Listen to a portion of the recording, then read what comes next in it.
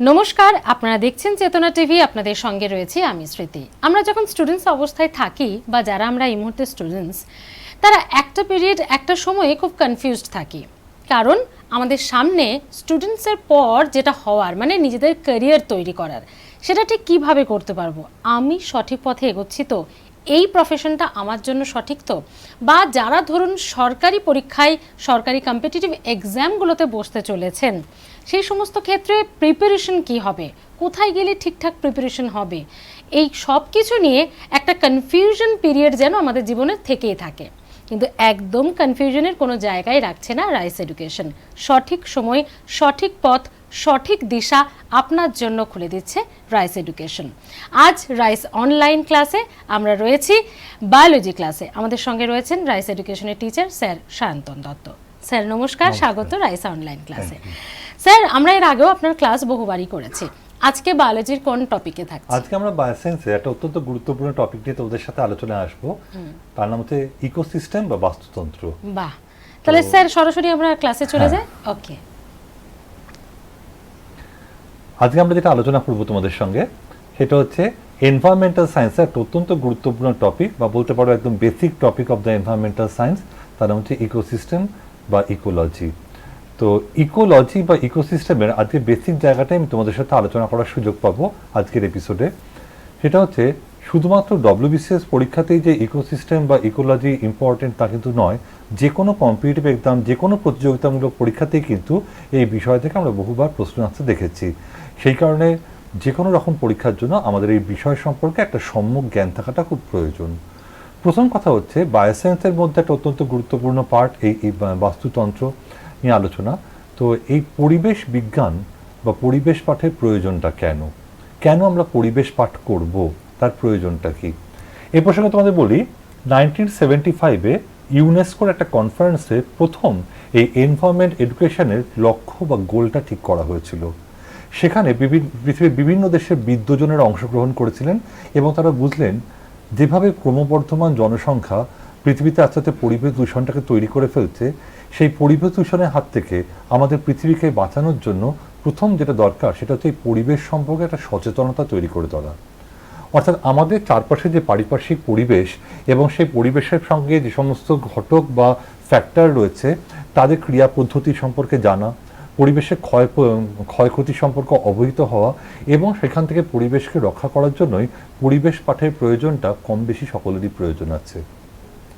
পরবর্তীকালে নিউ দিল্লিতে 1987-এ international conference for the environment এডুকেশনে পার্টিসিপেট করেছেন ভারতের তৎকালীন প্রধানমন্ত্রী মিসেস ইন্দিরা গান্ধী। তিনিও কিন্তু অনুভব করলেন যে পরিবেশ পাঠের প্রয়োজন বা এনভায়রনমেন্ট এডুকেশনের প্রয়োজন আছেন আমাদের কম্পালসারি এডুকেশনের সঙ্গে। তার কারণ একটা পরিবেশ সম্পর্কে মানুষের যথেষ্ট সচেতনতা বা অ্যাওয়ারনেস যদি তৈরি করা যায়, তবে কিন্তু আমরা ক্রমবর্ধমান ক্ষতির হাত থেকে বা পলিউশনের হাত থেকে এই পরিবেশকে আমরা বাঁচাতে পারবো। সেই দিন থেকেই কিন্তু বলতে পারো আমাদের ইন্ডিয়ান এডুকেশন সিস্টেমের মধ্যে এনভায়রনমেন্ট এডুকেশন একটা কম্পালসারি পার্ট হিসেবে পরিগণিত হয়েছে। আর সে কারণেই দেখো কম্পিটিটিভ এক্সামের ক্ষেত্রেও কিন্তু এই চ্যাপ্টারটা বা এই আলোচনাটা একটা গুরুত্ব আছে। কারণ যত পলিউশন বাড়বে তত কিন্তু পরিবেশ সম্পর্কে মানুষের সচেতনতা তৈরি করতে হবে, তত কিন্তু তার একটা প্রয়োজন পড়বে যে এটা সম্পর্কে আলোচনা বা জানার একটা প্রয়োজন পড়বে। এই প্রসঙ্গে বলতে পারি এনভায়রনমেন্ট এডুকেশনকে তাই দুরকমভাবে এক্সিকিউট করা হচ্ছে। একটা হচ্ছে ফর্মাল এনভায়রনমেন্ট এডুকেশন আর হচ্ছে informal environment education. Formal environment education বলতে কি বোঝায়?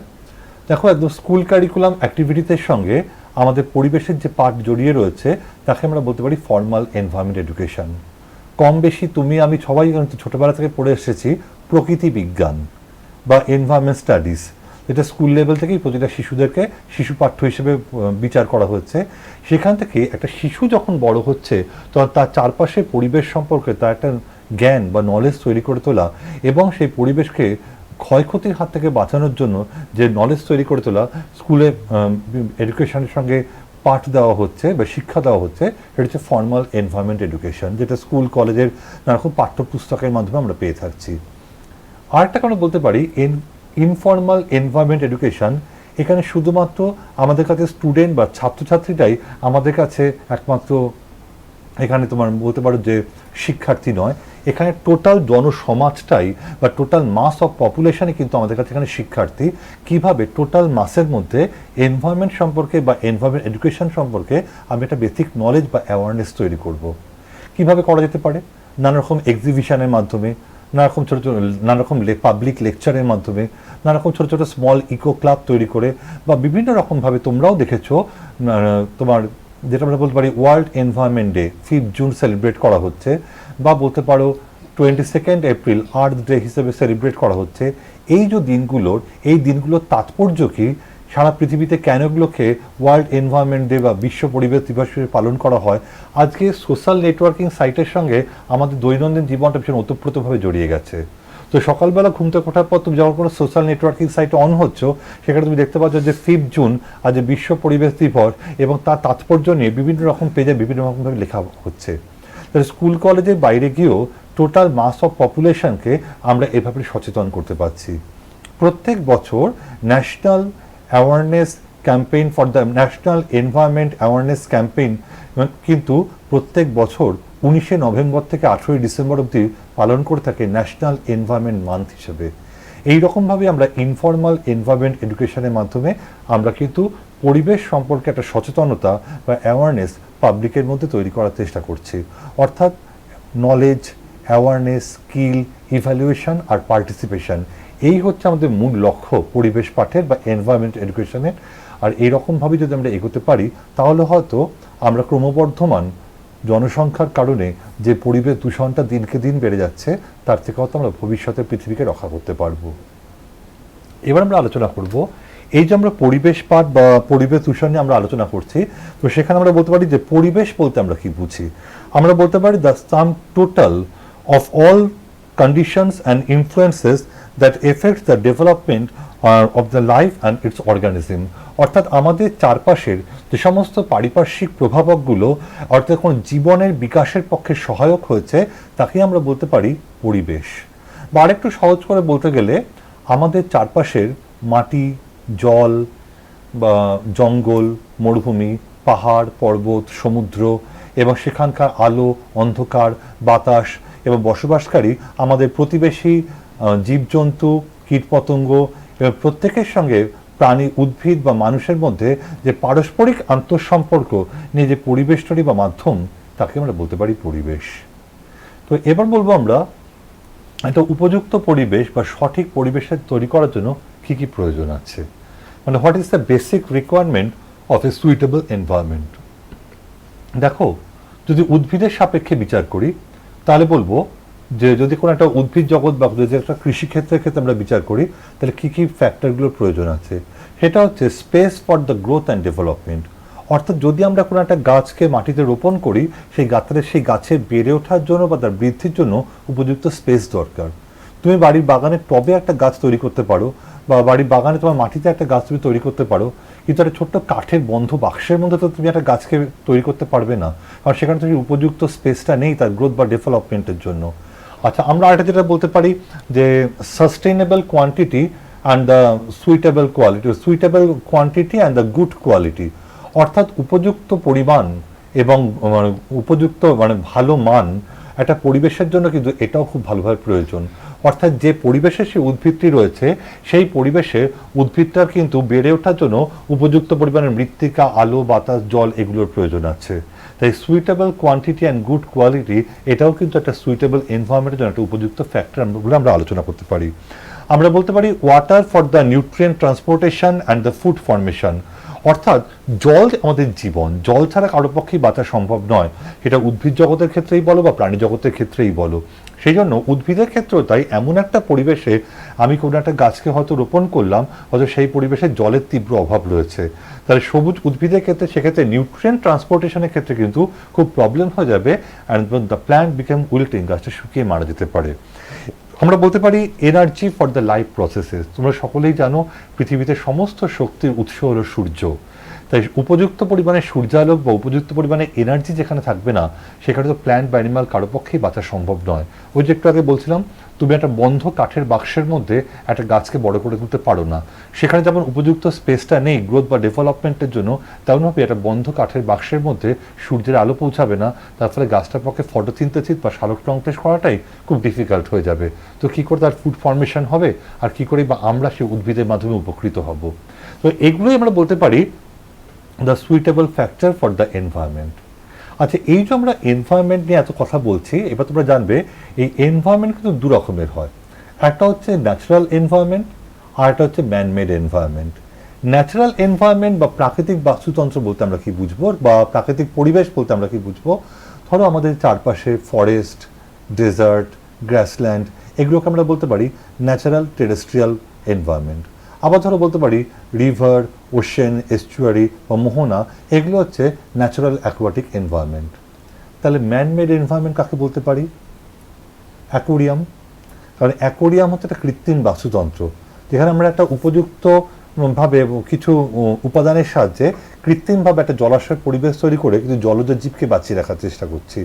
বা বলতে পারো কোনো পার্ক, সেটাও কিন্তু একটা বলতে পারি একটা আর্টিফিশিয়াল বা ম্যানমেড এনভায়রনমেন্ট। তো এবার আমরা যেটা জানবো, এই এনভায়রনমেন্ট এডুকেশন বা ইকোলজি পড়তে গেলে প্রথম আমরা যে কথা জানবো, what is the meaning of ecology. Ecology শব্দটি এসেছে দুটো গ্রিক শব্দ ওকিওস এবং লোগোস থেকে। গ্রিক ল্যাঙ্গুয়েজে ওকিওস কথার অর্থ হচ্ছে বাসস্থান, আর গ্রিক ভাষায় লোগোস শব্দের অর্থ হচ্ছে নলেজ। তাহলে আমরা কি বলতে পারি?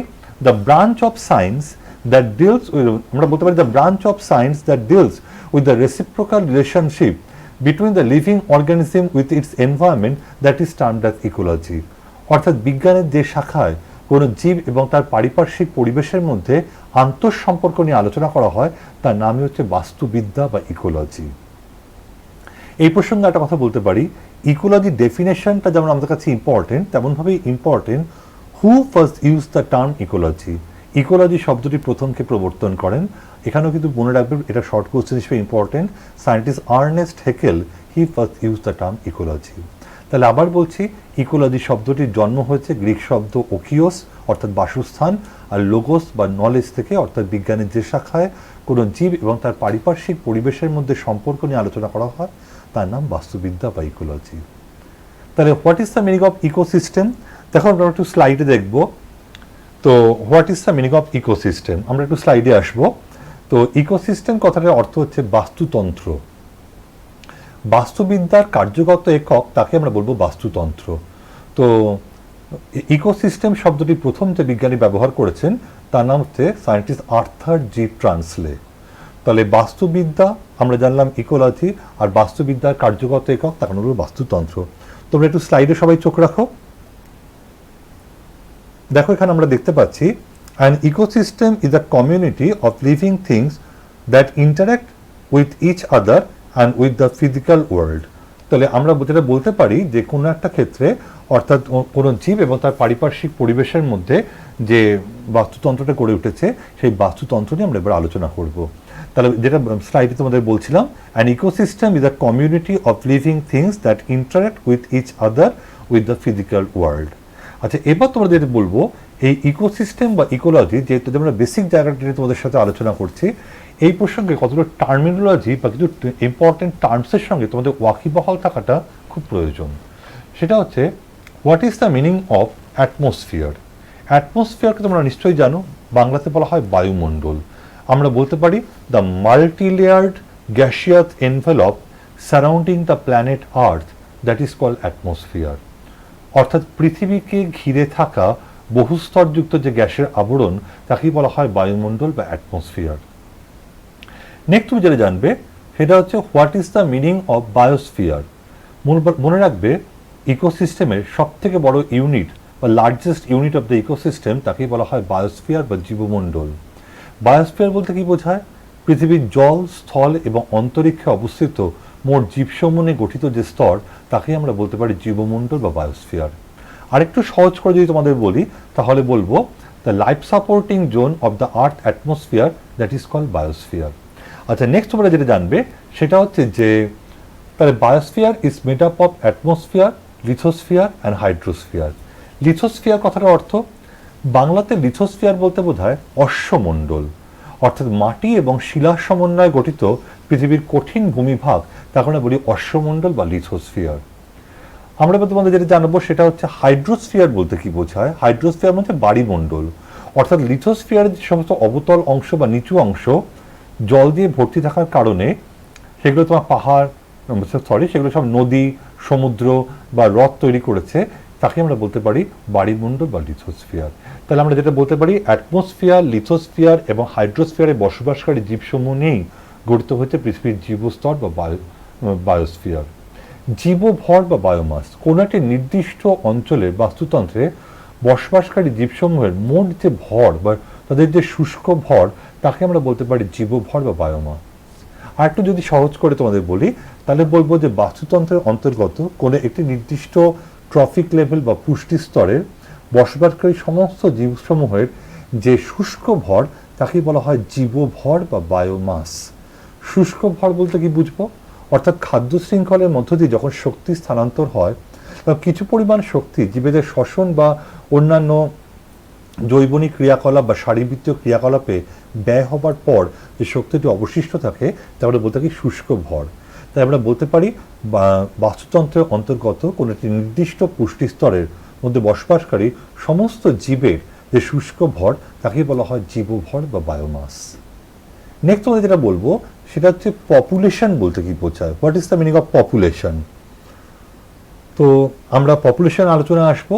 সেটা হচ্ছে যে what is the meaning of population, সেটা হচ্ছে বাস্তুতন্ত্রের অন্তর্গত কোনো একটা নির্দিষ্ট অঞ্চলের সমস্ত প্রজাতির মোট যে সদস্য সংখ্যা, তাকে আমরা বলতে পারি পপুলেশন। এবং অনেকগুলো পপুলেশনকে মিলে কিন্তু তৈরি হয় একটা বায়োটিক কমিউনিটি, অর্থাৎ বাস্তুতন্ত্রের অন্তর্গত কোনো একটি নির্দিষ্ট অঞ্চলের যে সমস্ত উদ্ভিদ জগৎ এবং প্রাণী জগৎ পরস্পর সম্পর্কিত, তাদেরকে নিয়েই গড়ে ওঠে বায়োটিক কমিউনিটি বা জীব সম্প্রদায়। দেখো এখানে কি দেখতে পাচ্ছি, বলছে the plants and the animals within each ecosystem interact with each other and the non-living element of the ecosystem like the climate, precipitation and the soil. অর্থাৎ একটা বাস্তুতন্ত্রের ক্ষেত্রে যে সমস্ত উপকরণগুলোর প্রয়োজন, সেই উপকরণগুলোর কথা এখানে তোমার অল্প করে বলে দেওয়া আছে। Next, an ecosystem can be very small such as a puddle or under a rock. অর্থাৎ কোনো একটি বাস্তুতন্ত্র খুব ক্ষুদ্র হতে পারে, যেমন পার্ডল কথার মানে হচ্ছে খানাখন্দ, অর্থাৎ কোনো একটা খানাখন্দে বসবাসকারী উদ্ভিদ জগৎ এবং প্রাণী জগৎ নিয়ে একটা ক্ষুদ্র বাস্তুতন্ত্র হতে পারে, অথবা কোনো একটা পাথরের পাহাড় বা পাহাড়ের নিচেও একটা ক্ষুদ্র বাস্তুতন্ত্রের অস্তিত্ব আমরা দেখতে পাচ্ছি। It can also be as big as an ocean or desert, কিন্তু সেখানে একটা মরুভূমির ক্ষেত্রে বা একটা মহাসাগরের ক্ষেত্রে বাস্তুতন্ত্রের আয়তন কিন্তু বৃহৎ আমরা দেখতে পাচ্ছি।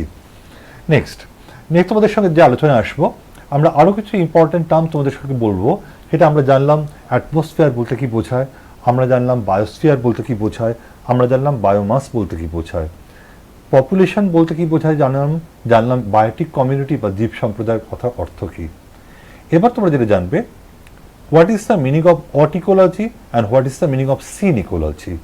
অট ecology, when the ecology deals with one species, যখন বাস্তুতন্ত্রের শুধুমাত্র একটি মাত্র প্রজাতির আন্তঃসম্পর্কে নিয়ে আলোচনা করা হচ্ছে, তখন তার নাম হচ্ছে অট ecology. But when ecology deals with many species, then this is termed as scene ecology. যখন বাস্তুতন্ত্রের মধ্যেকার বিভিন্ন প্রজাতির আন্তঃসম্পর্ক নিয়ে কথা বলা হয়, তখন তার নাম হচ্ছে সিন ইকোলজি। ইকোলজিক্যাল নিচ বলতে কি বোঝায়? Position and function of an organism in an ecosystem that is termed as ecological নিচ।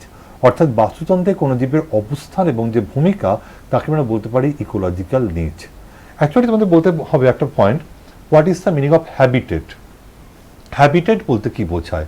হ্যাবিটেট কথা মানে হচ্ছে প্রাকৃতিক বাসভূমি, অর্থাৎ উদ্ভিদ বা প্রাণীর বসবাসের পক্ষে অনুকূল যে পরিবেশ, তাকে আমরা বলতে পারি হ্যাবিটেট বা প্রাকৃতিক বাসভূমি। তাহলে ইকোলজিক্যাল নিচ বলতে কি বোঝায়? Habitat plus function of the organism is mention the ecological নিচ। একদম স্যার, আমরা নেক্সট যাব আপনার ক্লাসে, তবে একটা ছোট ব্রেক নেওয়ার সময় হয়ে গেছে। একটা ছোট ব্রেকের পর ফিরে আসছি বায়োলজি ক্লাসে, সঙ্গে থাকুন।